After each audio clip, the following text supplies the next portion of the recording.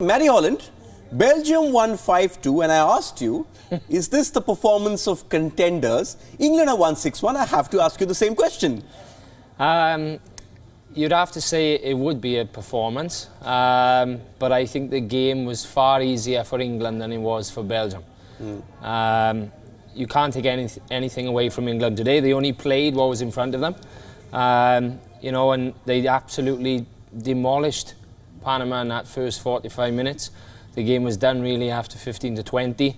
But again, I think it will be a little bit more difficult for him in Game 3 and moving forward. Yeah, let's put this big win in perspective as well, because this is for the first time since that 1966 World Cup final that they've actually scored more than 4 goals in a match. So in that way, the template has been laid. This team can get the goals, they can entertain us, which is not something you would say about the England teams of the past, who've mostly had 1-0, 1-1 draws, maybe off and on a 3-1 result or a 3-0 result somewhere. Well, I think, in the past, England have had a lot of top-class individual players, and there's always been now one sort of maverick. You could talk about a Paul Gascoigne, potentially Glenn Hoddle before that, maybe the likes of Joe Cole in more recent times, before this current batch now. So now they have a number of players, Sterling, Lingards, Marcus Rashford also, players that can link up, players that can score goals, players that can assist goals also. Are we seeing a new template for England? A new template for England going ahead? The next 5 or 6 years looks bright, especially with the young crop coming up. They won the Under-20 World Cup, Under-17. England in the past, as you've been saying, had players, flair players, but they've been too rigid. Most often, I remember at a World Cup 4-4-2, they would go and play, get knocked out, complain about something or the other. But Gareth Southgate has got them playing fluid football, as you're saying, great link-up play. Is this the new England? I think so. You can't take anything away from the FA and the clubs back home. They do a lot of work. There's millions and millions of pounds of investment into the academy system. It's very difficult to break through. Of course, in the Premier League, there's a lot of foreign players.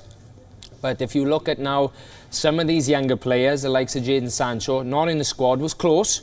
Gareth Southgate did go to watch him and have a look at him. He's playing his trade in Dortmund. So there's a number of players now that are starting to just seep and come out into the open. And I think it's very positive for England moving forward. Yes, and what was positive to see that they had rehearsed their drills perhaps in the training pitch. When I looked at this game and initially that first 30-40 minutes, I was wondering, is this a training match, or perhaps I would have better control playing on a difficulty level of 2 on my iPad playing a football game. It was ridiculously easy, and Panama were at times very comical, especially in the art of defending. Yeah, it was a little bit unfortunate in terms of embarrassing for them at times. Even one of the penalties, more or less 2 penalties within one situation, so to speak.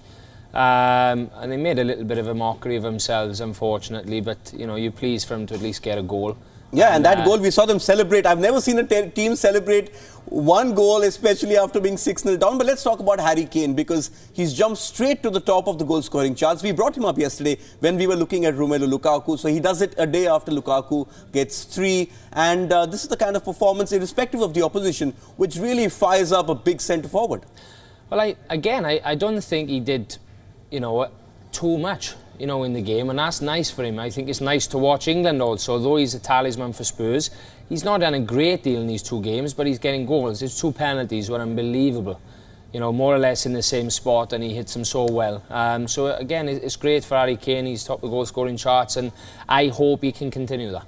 Okay, one final question before I move on. Looking at positives but you think that England have a problem in Raheem Sterling? A lot of debate, should he start or should he not start? Again, great creative player, but missed sitters. And at this level, you need to take those chances, because you won't get them against, say, a Belgium.